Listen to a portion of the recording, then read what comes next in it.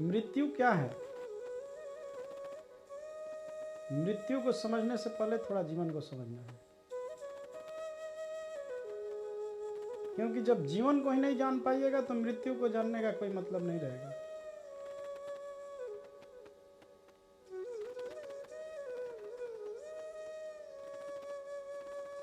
मृत्यु है जीवन के अभाव का नाम।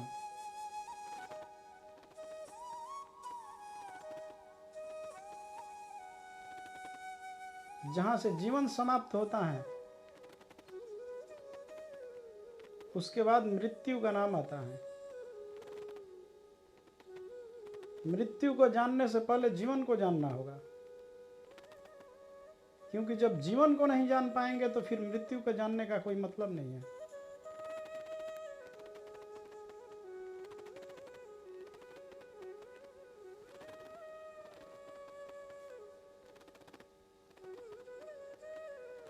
मैं आपको एक कहानी सुनाता हूं। एक बार अंधकार भगवान के पास जाते हैं और अंधकार जाके भगवान से बोलते हैं कि भगवान आप सूर्य को मना कर दें, वर्षों से मेरा पीछा कर रहे हैं सूर्य।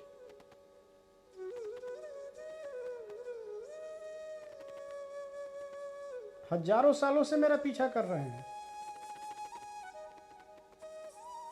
मैं रात भर चैन की सांस भी नहीं ले पाता, सो भी नहीं पाता हूं कि सुबह फिर भागो फिर बचो। सूर्य की क्या है मुझसे दुश्मनी, क्या है शत्रुता? क्या मैंने बिगाड़ा है सूर्य का?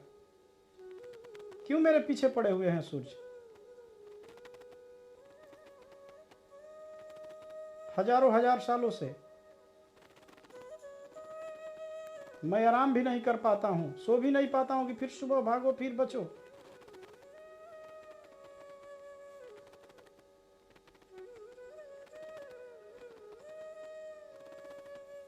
भगवान ने सूर्य को उपस्थित किया और सूर्य से पूछा कि अंधकार से क्या है दुश्मनी, क्या है शत्रुता? अंधकार ने क्या बिगाड़ा है? क्यों पड़े हो पीछे अंधकार के?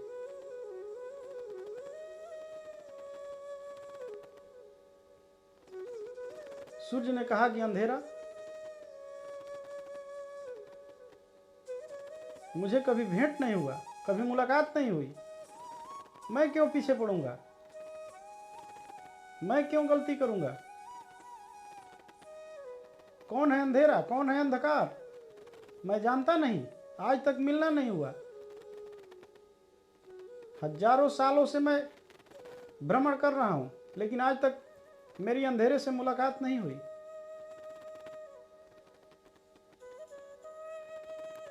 आप मेरे सामने अंधेरे को ला दे तो मैं माफी भी मांग लूं और ठीक से जान लो कि आगे से कोई गलती ना हो। मैं माफी भी मांग लूं।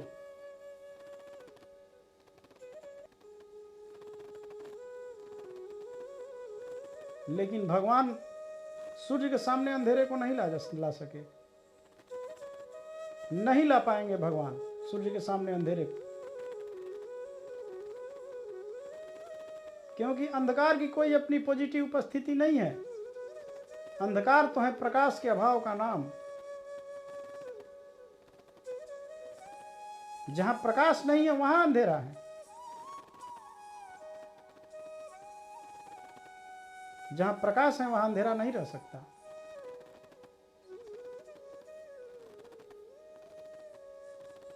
सूर्य के सामने अंधकार को भगवान नहीं ला सके, यह भी बात हजारों सालों से भगवान की फाइल में दबी हुई है। नहीं ला पाएंगे भगवान।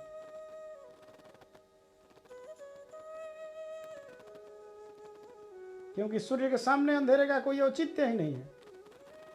एक छोटे से दिए के सामने भी अंधेरे का नहीं है।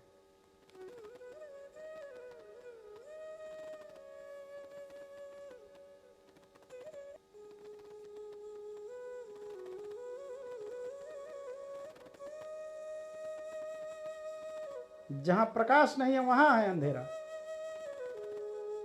जहां प्रकाश है वहां अंधेरे का कोई अपना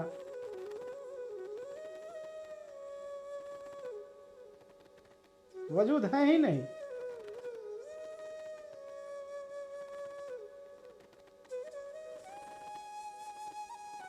उसी तरह है जीवन और मृत्यु।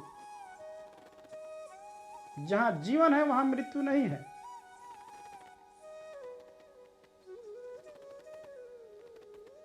मृत्यु है जीवन के अभाव का नाम।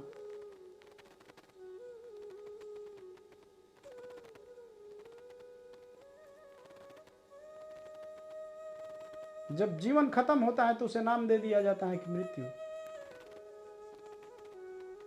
लेकिन जीवन को समझना होगा। जब आप जीवन को समझ जाएंगे तो मृत्यु शब्द ही विदा हो जाएंगे। मृत्यु का चर्चा करने का कोई अपना कारण न रह जाएगा।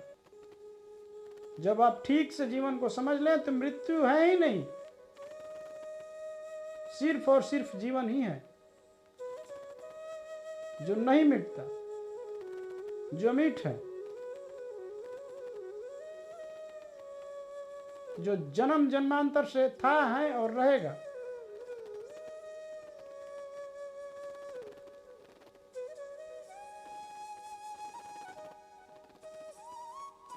लेकिन लोग जीवन को समझते कैसे हैं? जीवन को समझते हैं लोग बाहर से।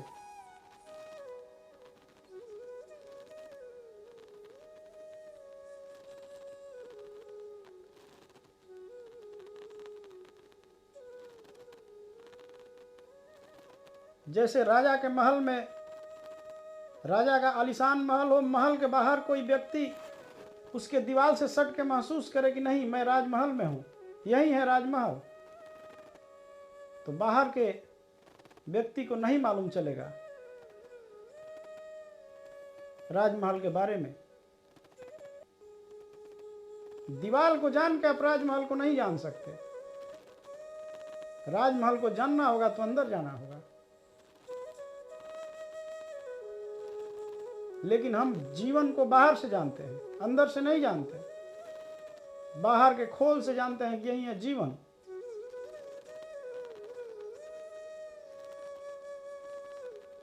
जबकि ये सबसे बड़ा झूठ है।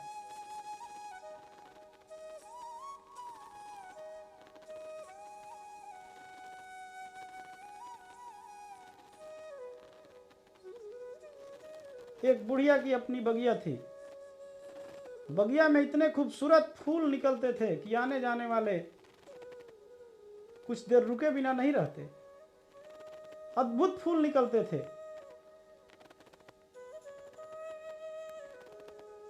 उसकी खुशबू से, उसके बगिया की खुशबू से पूरे इलाके में खुशबू फैलती थी।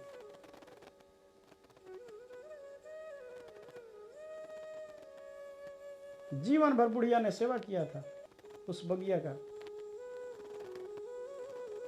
उसमें लगे पेड़ पौधों का। बुढ़िया एक दिन बीमार हो गई।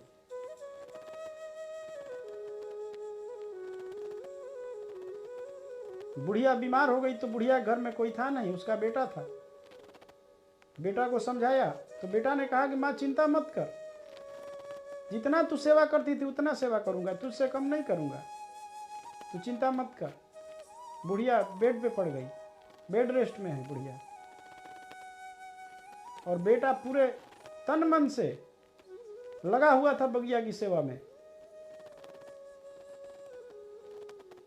बगिया के हर पत्ती से धूल झाड़ता, हर फूल को चूमता, हर पौधों पे पानी देता।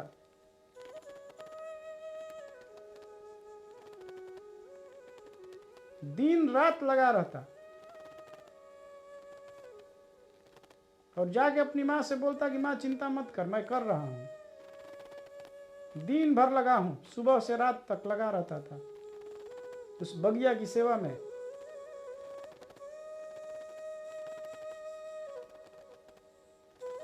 महीनों बाद जब बुढ़िया ठीक हुई तो बगिया में आई तो बगिया को देख के कुम्हला गई कि बगिया के सारे फूल जा चुके थे, पौधों से हरियाली खत्म हो चुकी थी, पौधे मुरझा गए थे। बुढ़िया बहुत दुखी हुई। बेटे से कहा कि तू कर क्या रहा था इतने दिनों से? बेटे ने कहा कि माँ, हर पत्ती के धूल को झाड़ता था, हर पौधों पे, हर फूल पे पानी देता था, उसको चूमता था, जितना हो सका मैंने किया, लेकिन पता नहीं माँ क्यों फूल मुरझा गए।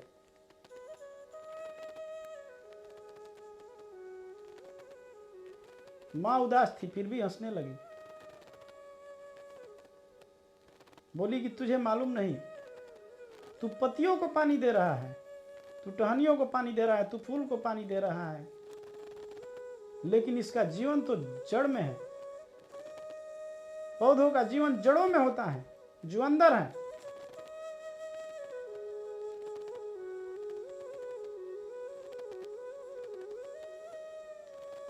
जीवन है अंदर और तुम सींच रहे हो बाहर को।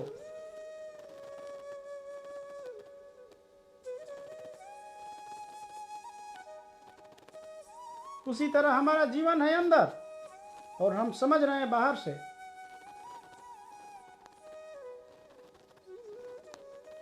फूल को झाड़ रहे हैं, फूल को चूम रहे हैं, पत्तों को पानी दे रहे हैं, सब कुछ दे रहे हैं, लेकिन जीवन फिर भी उदास है। सभी लोग दुखी हैं, पूरी मनुष्य जाति दुखी है।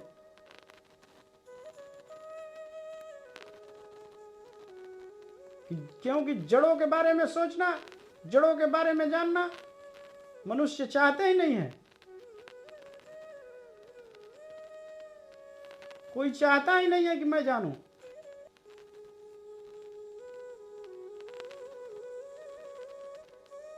जीवन है अंदर, लेकिन महसूस कर रहे हैं हम बाहर से।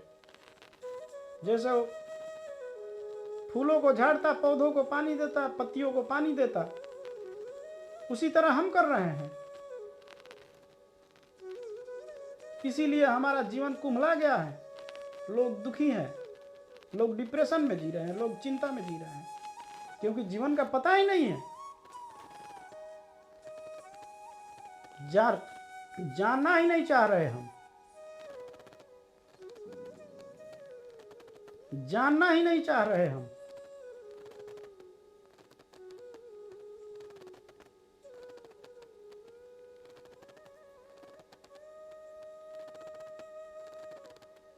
जो जीवन को जानता नहीं, उसी के लिए मृत्यु है। जो जीवन को जान जाएगा, उसके लिए मृत्यु समाप्त हो जाएगी।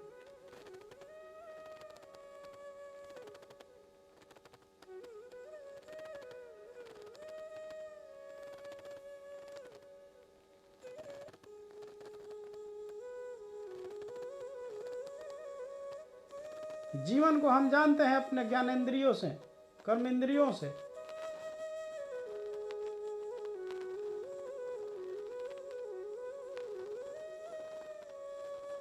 मृत्यु में होता क्या है? मृत्यु के समय हमारी जो प्राण वायु है, जो हमारे अंदर एनर्जी है, वो वापस अपने केंद्र पे वापस आती है।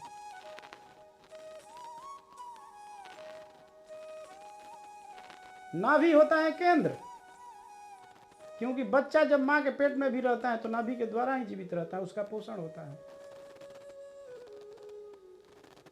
और मृत्यु के समय जब प्राण वायु वापस आने लगती हैं तो लोग घबराहट में हो जाते हैं, कंपने लगते हैं, चिल्लाने लगते हैं, क्योंकि जैसे ही प्राण वायु वापस आने लगेगी तो हाथ है, हाथ काम करना बंद कर देंगे, आंखें काम करना बंद कर देती हैं, कान से सुनना बंद हो जाएगा, आंख से दिखना बंद हो जाएगा, और लोग घबराहट में हो जाते हैं कि अरे मैं मरा, मैं मरा।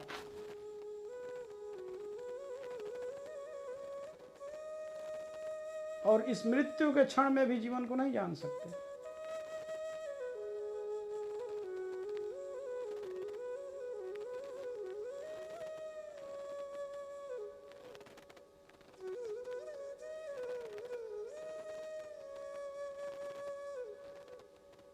जीवन को जानने के लिए आपको ही चेष्टा और निष्ठा रखनी पड़ेगी।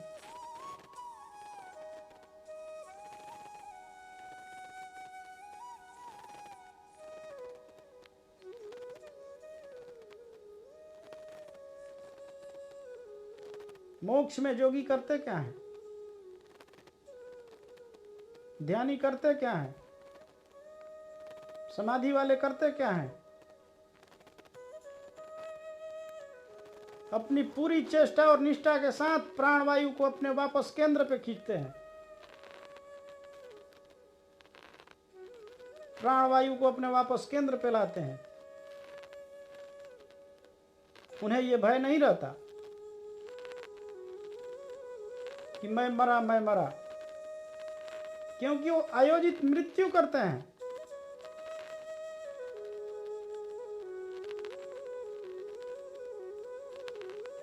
उनके हाथ काम करना बंद कर दें, कोई मतलब नहीं, कोई भय नहीं।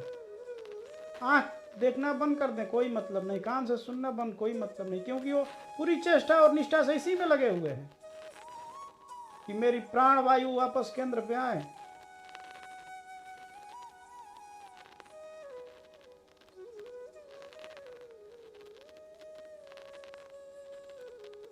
और इसको जानने का एकमात्र उपाय है ध्यान। ध्यान के द्वारा जाना जा सकता है। ध्यान जब गहरा होता है तो उसे ही समाधि कहते हैं।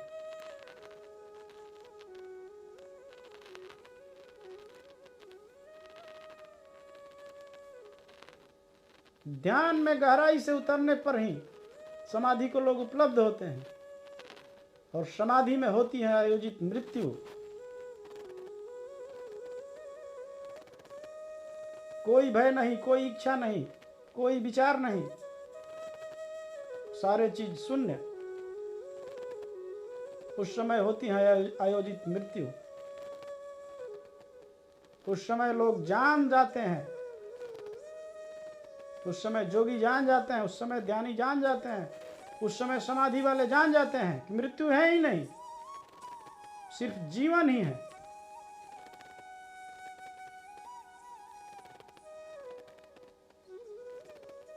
इस शरीर के पार जो हम हैं उसको जान जाते हैं। जो अमीट है कभी नहीं मिटता, जो मृत्यु नहीं अमृत है उसे नहीं मिटाया जा सकता। जो परम तत्व परम सत्य है उसे नहीं मिटाया जा सकता। वो था, है और रहेगा।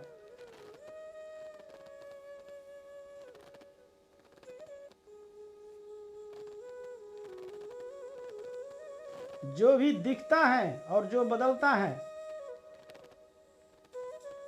ऐसा महसूस करिए कि जो भी दिखता है, जो बदलता है, वो मैं नहीं हूं। किस कसौटी पे कसिए? संसार की सारी वस्तुएं, सारी चीजों को, सारे विचारों को। जो दिखता है वो मैं नहीं हूं, जो बदलता है वो भी मैं नहीं हूं। और आप महसूस करते पाएंगे कि जो भी कुछ दिख रहा है वो मैं नहीं हूं। फिर शरीर पे आएंगे, शरीर भी दिख रहा है, शरीर भी मैं नहीं हूं, मन भी नहीं हूं, बदलता है, विचार भी बदलता है, मन विचार बुद्धि दिमाग सब बदलता है, वो मैं नहीं हूं। लेकिन मैं हूं, इन सबों के पार हूं मैं, और समझ रहा हूं कि मैं हूं। आप भी समझ रहे हैं कि मैं हूं, सब लोग समझ रहे हैं कि मैं हूं।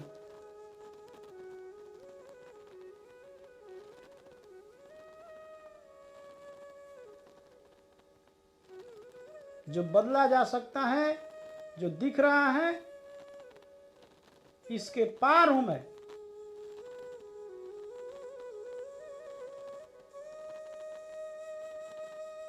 जिसे मिटाया नहीं जा सकता, जो कभी मिटा ही नहीं, जो मिट है।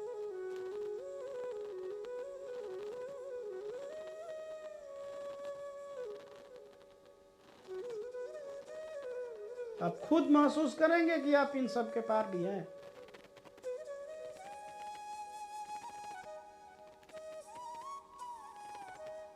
आपका परिचय आपका होना नहीं है। इन सब के पार जो है आप वो हैं।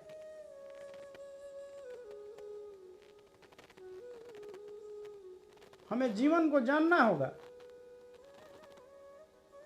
जब हम जीवन को जानेंगे तभी दुखों से मुक्ति मिलेगी, तभी चिंताओं से मुक्ति मिलेगी। डिप्रेशन में जीने का कोई मतलब ही नहीं है। मनुष्य जोनी मिली निरर्थक जा रहा है ये। हमारा उद्देश्य कुछ और था, लेकिन हम करने में लगे हुए हैं कुछ और। हम धन इकट्ठा करने में लगे हुए हैं, हम जमीन इकट्ठा करने में लगे हुए हैं, हम पद इकट्ठा करने में लगे हुए हैं, हम प्रतिष्ठा इकट्ठा करने में लगे हुए हैं। हमारे जीवन का उद्देश्य था कुछ और, करने में लगे हुए हैं कुछ और। ये सारे साधन संसाधन उस परम सत्य तक पहुंचने के मार्ग हैं,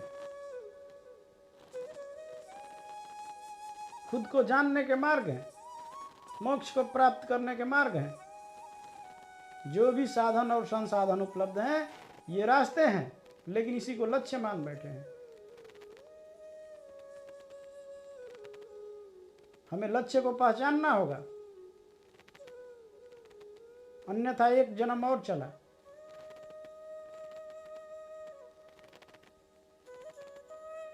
क्योंकि जब हम रास्ते को ही लक्ष्य मान लेंगे तो फिर लक्ष्य तक कैसे पहुंचेंगे। लेकिन हम तो समझ रहे हैं कि हमारा लक्ष्य यही है कि धन इकट्ठा कर लें, जमीन इकट्ठा कर लें, पद इकट्ठा कर लें, प्रतिष्ठा इकट्ठा कर लें।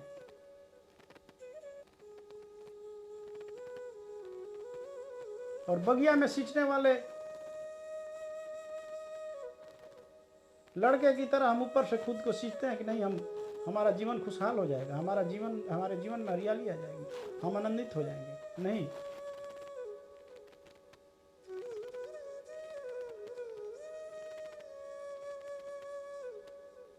हमें खुद को जानना ही होगा।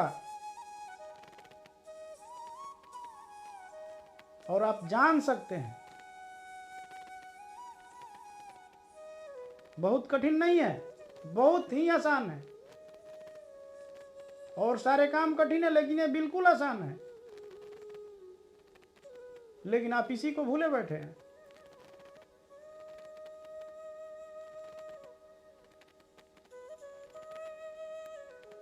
जीवन में जिसका सर्वाधिक महत्व है, जो नेसेसरी है, इसी को आप भूले बैठे हैं और लगे हुए हैं दूसरे चीजों में,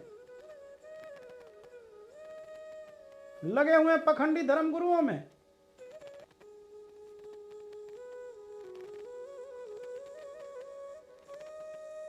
जो खुद भटके हुए हैं आपको भी भटका रहे हैं।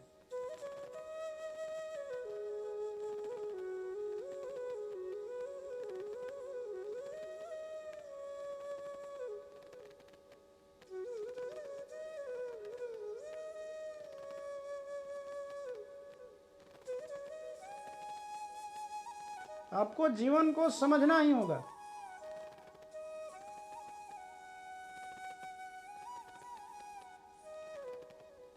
जैसे ही आप जीवन को समझेंगे वैसे ही आप मुक्त हो जाएंगे। आप जो हासिल कर रहे हैं उससे कुछ हासिल होने वाला नहीं है।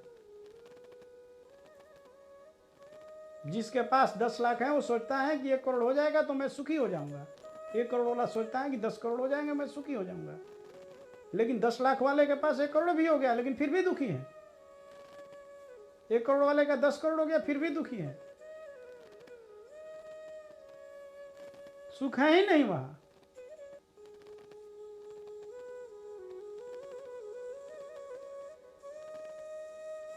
सुख है ही नहीं, न धन में, न पद में, न प्रतिष्ठा में, न जमीन जायदाद में सुख नहीं है। उसमें मत ढूंढो, दुख ढूंढ रहे हो सिर्फ। सुख ढूंढ के भी देखो दुख ही मिलेंगे। जितना विचार करोगे उतना दुखी हो जाओगे। लेकिन मैं कहता हूं जीवन को समझो। जीवन को जैसे ही समझना चालू करोगे सुखी होगे।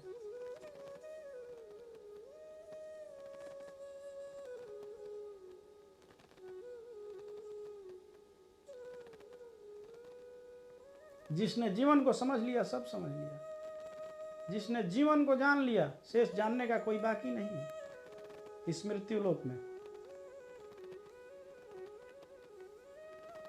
जिसने जीवन को जान लिया इस मृत्यु लोक में, मृत्यु को छोड़कर अमृत को जान लिया, वो उपलब्ध भी हो सकता है। अपनी चेष्टा निष्ठा से उपलब्ध हो सकता है, मोक्ष को पा सकता है।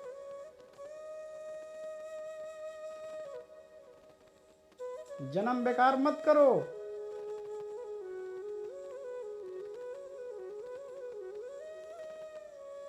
शास्त्रों में कहा गया है कि 84 लाख योनि भोग कर हम आए हैं।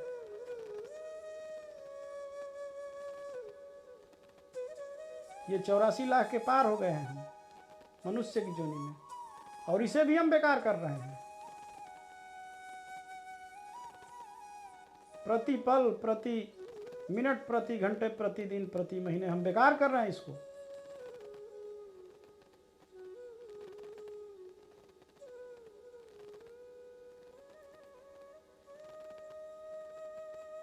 मनुष्यों से ज्यादा सुखी 84 लाख योनि वाले ही हैं। इतना साधन और संसाधन रहते हुए भी मनुष्य दुखी है।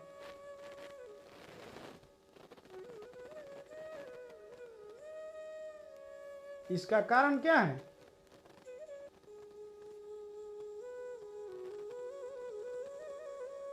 इसका कारण है कि हम खुद को नहीं जानते, हम जीवन को नहीं जानते जो सत्य है।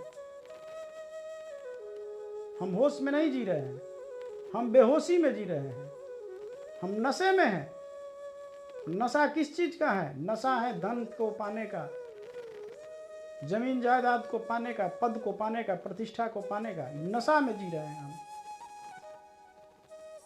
इसलिए जीवन दिख नहीं रहा है, सत्य दिख नहीं रहा है, और हम दुखी होते जा रहे हैं, दुखी होते जा रहे हैं।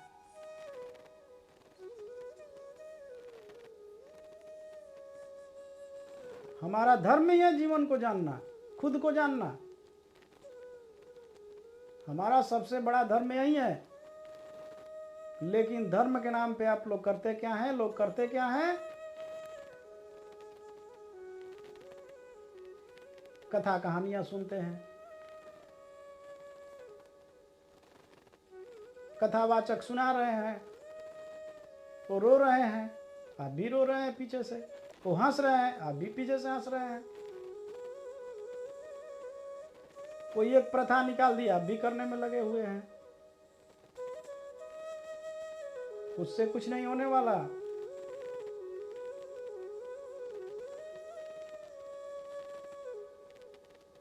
माताएं सुनाती हैं बच्चों को लोरियां सुलाने के लिए, और बच्चा सो जाता है, सोया रहता है। आप भी वही कर रहे हैं, कथावाचक सुना रहे हैं, आप लोग सुन रहे हैं, आपको बता भी रहे हैं कैसे कैसे बातें। ये करने से ये हो जाएगा, ये करने से ये हो जाएगा। खुद करके तो वो देखे होगा। पढ़े हुए लोग ज्यादा फंस रहे हैं।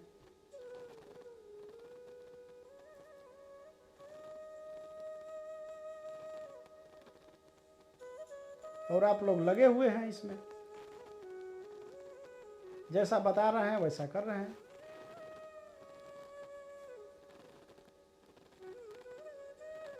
ये धर्म नहीं है, आपके लिए काम नहीं आने वाले। आपके लिए अपना खुद करना होगा अपने लिए।